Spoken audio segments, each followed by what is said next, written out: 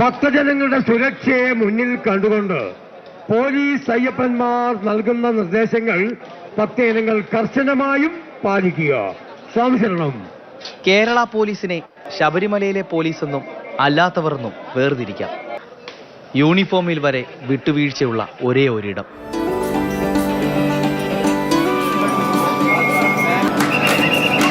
നിലയ്ക്കൽ വഴികാട്ടിയായി, പമ്പയിൽ പാതയൊരുക്കി, മലകയറ്റത്തിലാകെയും കരുത്തായി അവർ.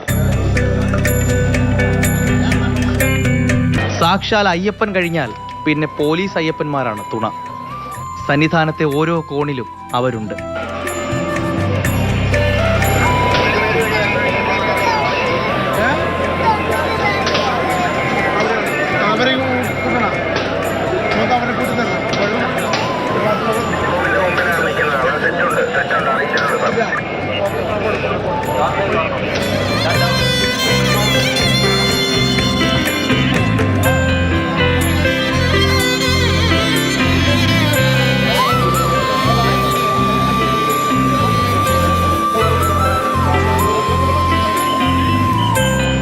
വീഴ്ചയുണ്ടെങ്കിൽ വിമർശനമാകാം, പക്ഷേ വിസ്മരിച്ചു പോകരുത്.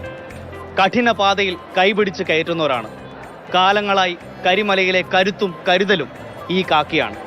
ക്യാമറമാൻ അരുൺ മുരളീധരനൊപ്പം ആദിത്യൻ ഓമനക്കുട്ടൻ, മാതൃഭൂമി ന്യൂസ്, സന്നിധാനം. ആദിത്യൻ സന്നിധാനത്ത് നമുക്കൊപ്പം ചേരുന്നത്.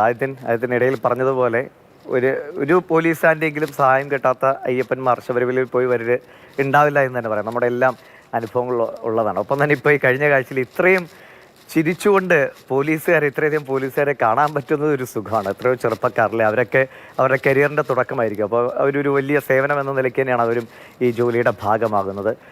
തീർച്ചയായും അവരുടെ ആ സേവനത്തെ നമ്മൾ അഭിനന്ദിച്ചേ മതിയാകൂ. പക്ഷേ അതിൻ്റെ മേലധികാരികളുടെ ചില പ്ലാനിങ്ങിലെ പാളിച്ചകളൊക്കെയാണ് ഇവരും കൂടി ആ പഴികേൽക്കേണ്ട അവസ്ഥയിലേക്ക് വന്നത്. അപ്പോൾ ഇപ്പം എല്ലാം സെറ്റ്, എല്ലാം ആ ചിരിക്കുന്ന മുഖങ്ങൾ പോലെ കാര്യങ്ങൾ നന്നായി പോകുന്നു അല്ലേ?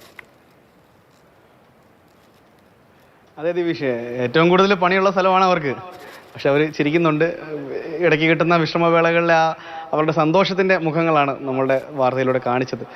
ഏറ്റവും പണിയുള്ള ആ ഒരു സ്ഥലത്തെ ആ ഒരു ഭാഗത്തെ നമുക്കറിയാം, 18-ാം പടിയിലെ പോലീസ് അയ്യപ്പന്മാരെന്ന് പറയാറ്. പോലീസ് അയ്യപ്പന്മാരെന്നാണ് അറിയിപ്പുകൾ കൊടുക്കാറ്. ശബരിമലയിൽ എത്തുന്ന എല്ലാവരും അയ്യപ്പന്മാരാണ്, സ്വാമിമാരാണ്, മാലയിടുന്ന എല്ലാവരും. പോലീസ് അയ്യപ്പന്മാരും അതുപോലെ തന്നെയാണ്. ഇവിടെ ഒരു വ്രതത്തിൻ്റെ അതേ ഭാഗമായ അതേ ശുദ്ധിയോടൊക്കെ തന്നെയാണ് അവരിവിടെ നിൽക്കുന്നത്. അവർ എല്ലാ സ്വാമിമാരെയും ഒരുപോലെ കണ്ട് ഒരുപോലെ കൈപിടിച്ചുയർത്തി, എല്ലാ സ്വാമിമാരെയും കൈപിടിച്ചുയർത്തി തന്നെയാണ് പോലീസുകാർ 18-ാം പടി കയറ്റാറുള്ളത്. ഒരു മിനിറ്റിൽ ഈ 65 പേരെയൊക്കെ കയറ്റി വിടുക എന്ന് പറഞ്ഞാൽ 14 പോലീസുകാരാണ് അവിടെ ജോലിക്ക് നിൽക്കുന്നത്. അവരുടെ കടമയാണ്. ഓരോ റൊട്ടേഷൻ ഉണ്ട്. എന്നാൽ തന്നെയും പലർക്കും നടുവിന് വേദനയും, പ്രത്യേകിച്ച് ഇപ്പോൾ പുതിയ അവിടെ സ്ഥാപിച്ച അവർക്ക് അവിടെ കാല് ചവിട്ടി നിൽക്കാൻ പോലും പറ്റാത്തൊരു സ്ഥിതി ഉണ്ടാക്കിയിട്ടുണ്ട്. എങ്കിൽ കൂടിയും ആ ഒരു ഘട്ടത്തിലും മഴയത്തും വെയിലത്തും ഒക്കെ 60 പേരെ അവർക്ക് കയറ്റി വിടണം, കൃത്യമായി എണ്ണി വിടണം.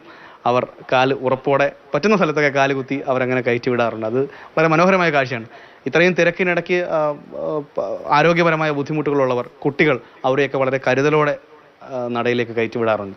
അത്തരത്തിലുള്ള ജോലി അവിടെ മാത്രമല്ല, പമ്പയിൽ ഓരോ സ്വാമിമാരെ എണ്ണി ഇവിടേക്ക് അയക്കും. കാനനപാതയിൽ ഓരോ ഇടത്തും ഇവരുടെ പോസ്റ്റുകളുണ്ട്. അവിടെയൊക്കെ കൃത്യമായി അവരെ നയിച്ച് അവർക്ക് പാതയൊരുക്കി നിലയ്ക്കൽ അവർക്ക് വഴികാട്ടി കൊടുക്കുന്നതും പോലീസുകാർ തന്നെയാണ്. അങ്ങനെ ഈ 10,000-ഓളം വരുന്ന ഭക്തരെ നിയന്ത്രിക്കുന്നത് കേരള പോലീസിലെ ഈ 1,500, 1,800-ഓളം ഒക്കെ വരുന്ന പോലീസുകാരാണ്. അവർ പല ഘട്ടങ്ങളായാണ് എല്ലാവരും ഒന്നിച്ചല്ല വരുന്നത്. എന്നാൽ കൂടിയും അവർ വലിയൊരു ഉത്തരവാദിത്വമാണ് അവർ ഏറ്റെടുക്കുന്നത്. ആ ഉത്തരവാദിത്വം വളരെ ആത്മാർത്ഥത്തോടെ തന്നെയാണ് അവർ നിറവേറ്റുന്നത്. അപ്പോൾ നമുക്കറിയാം, പോലീസ് എന്തുണ്ടായാലും പോലീസിനാണ് വിമർശനം, പോലീസിനാണ് പഴികേക്കൽ.